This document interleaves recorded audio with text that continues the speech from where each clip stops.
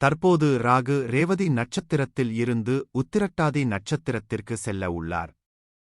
கடக ராசி சேர்ந்தவர்களுக்கு இந்த ராகு மற்றும் கேதுவின் அமைப்பானது நிதி நிலை பெரிய அளவில் சிக்கலை தரக்கூடியதாக இருக்கும். மேலும் வரவைவிட அதிகமாக செலவு செய்வதும் தேவையற்ற மன அழுத்தத்தைத் தரக்கூடியதாக இருக்கும். கன்னி ராசி சேர்ந்தவர்களுக்கு எதிர்மறையான எண்ணங்கள் அதிகரிக்கும்.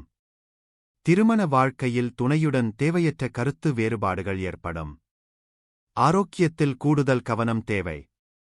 ரிஷப ராசிக்கு நிதி சார்ந்த விஷயத்தில் பலவித குழப்பமும் ஏற்றத்தாழ்வு ஏற்படும். உங்கள் வாழ்க்கையில் பலவித சவால்களை சந்திக்க வாய்ப்புள்ளது. உங்கள் வேலையை முடிப்பதில் தடைகள் ஏற்படும்.